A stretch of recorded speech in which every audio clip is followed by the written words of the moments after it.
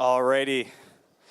Before we get to announcing our winners, I want to thank our event sponsors again for making this possible. Thank you to Thomson Reuters, Sequoia, and Magna. Let's give them a big round of applause.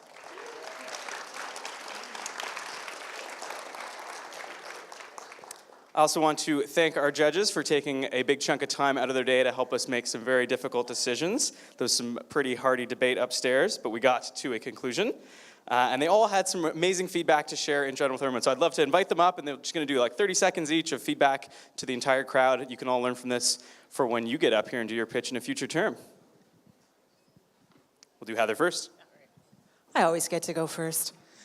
I wanted to start by congratulating all the pitchers. What a fantastic job they did. It takes a lot of courage to get up here on stage and open your heart and expose yourself to our hostile eyes. So congratulations on a fantastic job. Yeah. And we all definitely agreed on that. One of the points that came up during our conversation was around your thinking around your market. And so all the pitchers that got up, I think without exception, talked about their market here in North America, and some of you referenced your competitors here in Canada. We're working in a global market now. And so as you think about your companies and as you look at the environment in which your companies are going to operate, you do need to think about that global scale. So are there competitors in countries outside of North America that maybe you haven't looked at? Are there opportunities in the market outside of North America? We need to understand that as well, because your competitors may or may not come from your home turf. So definitely a key point to keep in mind. Thank you. So, mirroring Heather's words, basically everybody did a great job, and I agree with the whole notion of understanding your competitors and understanding competitive markets. My couple notes are that there's a big difference between saying I'm going to build this, million person company or million consumer company with all these products and all these things, but there's a big difference between how you address a massive market and how you address a small market. Everybody has to start small, and understanding that growth from 1 to 10 and 10 to 100 is a huge part of your business and how you become successful long term. It's also one of my big questions was around understanding time to market. Anybody doing software, it's iterative and you can get product out there quick. Understanding what your actual MVP is instead of just saying, oh yeah, no, I've clearly defined that. Sometimes it's about understanding what the market requirements are, and developing something that can hit that market in a timely manner can be difficult. And when you get into hardware, it's not just about, I'm going to go out and build a model and then print it and take that to market. There's tooling timelines, there's understanding lead times for materials. It goes really far beyond what you guys have addressed. And I think having a better understanding of what those lead times are will help you become more successful.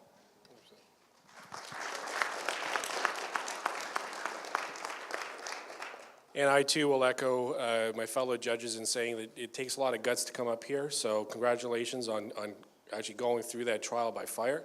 If you are going to be an entrepreneur, you're going to be pitching a lot, and definitely this kind of sets you up for success. So I think you're already succeeding by doing this right now. And again, piggybacking off of the fellow judges, the one thing that I kind of wanted to see, and I know you've only got 3 minutes, and your heart's going really, really fast, and you want to tell the world a million things about your company. But the thing that, today what we're actually doing is giving you $5,000, and I just wanted to get a little more detail in terms of how that $5,000 was going to get used up, and I think it kind of goes back to what Steve was saying, just understanding the next steps of that. So, you say, okay, well, the $5,000 will be used to, create the next iteration of our platform or our software, and just a little bit more detail would help us understand where you guys are going with your products, and that kind of clarifies for us as a judge, if it's worthwhile pursuing that market. But like I said, overall, we were very impressed with the presentations, with the markets you guys would be pursuing, and I think overall, just as somebody in industry, I'm excited about what's happening here in Canada and again around the world with what we have here. So congratulations. All right, thank you very much to our judges. Really appreciate it. Great feedback. Okay, I swear I'm going to tell you who the winners are, but there is one more thing. Okay, the social media participant that won a Google Home Smart Speaker is Jason Antow. Excellent. If you're here, come on up. If not, reach out to us by email or direct message on Twitter, something like that, and we will get you your prize. Okay, excellent. Now we'll go through the winners. I swear I'm not going to do anything else, and then we will talk about who picked the correct winner. There were only 3 people in the audience that picked the correct 3 winners, so it was a small number. All right, here we go. The first winner. Can I get a drum roll? The very first winner, in no particular order, is Santec.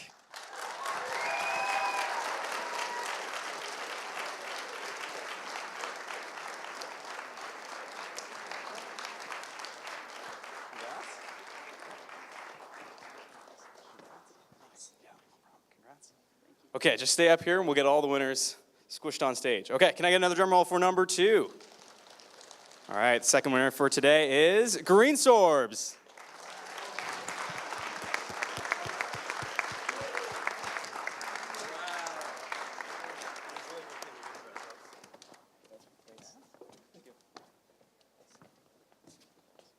All right, we're gonna get cozy on the stage.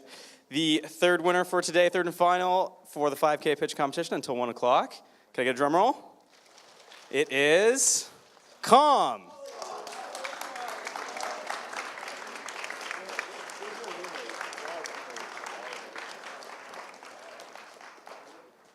Okay, while they're coming up, I'm going to announce who got the correct 3. Congratulations, guys.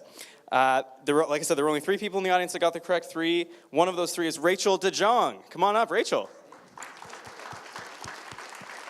You guys can get comfy. Okay, if you're around, come on, find us later. We will get you your prize.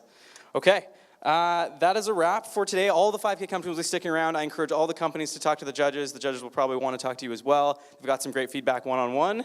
And continue building your businesses. There were some great pitches today. It was really hard to pick 3. So not winning does not mean you don't have a good business.